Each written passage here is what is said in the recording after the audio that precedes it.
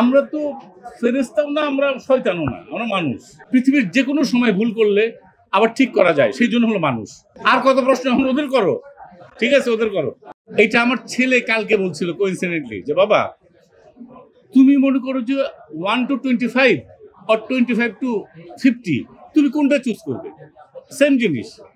তা আমি হঠাৎ করে দেখলাম যে আমার ছেলেটা কেন জিজ্ঞেস করছে, ওর বয়স হলো 20।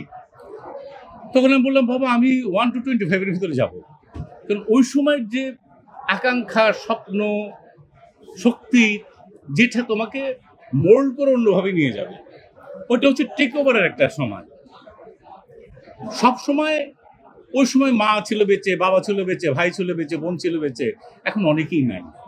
ওই সময় টিচাররা ছিল, ওই সময় ভুল করলে আবার ঠিক করা যেত, এখন ভুল করলে এইভাবে ঠিক করা যায় না। কিন্তু আমি বিশ্বাস করি পৃথিবীর যে কোনো সময় ভুল করলে আবার ঠিক করা যায়, সেই জন্য হলো মানুষ।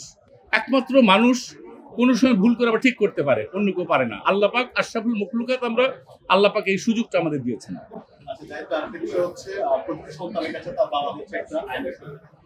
গল্পের শেষ দিকে বাবা এবং মেয়ের যে কেমিস্ট্রিটা আপনারা যেভাবে ফুটে তুলেছেন, তাদের বিচ্ছেদ করে আবার একসাথে, এটা নিয়ে বর্তমান সময়ে বাবাদের কি করণীয়? তারা তো পারিবারিক চাপে অনেক ব্যস্ত থাকে, অনেক সময় সময় দিতে পারে। ওই তো বললাম তো, বাবা হোক, খালু হোক, চাচা হোক, সবার ভিতর জাহাঙ্গীর, তো জাহাঙ্গীরের ভুল হয়, জাহাঙ্গীরই ঠিক করতে পারবে। এই জাহাঙ্গীরের কিন্তু ভুল হয়েছে। জাহাঙ্গীর আবার ঠিক করে মেয়েটাকে বলছে বাবা সবকিছু তো নতুন নতুন, আজকে প্রথম পাপ হলো। সে রিয়েলাইজ করেছে। আমরা হয়তো মানুষ হিসাবে আমরা ভুল করব ভাই, আমরা তো ফেরেশতাও না, আমরা শয়তানও না, আমরা মানুষ। সেই জন্য যেন সুযোগ থাকে, এটা করলে আলহামদুলিল্লাহ, এটা করতে পারে। আর কত প্রশ্ন এখন ওদের করো, ঠিক আছে ওদের করো।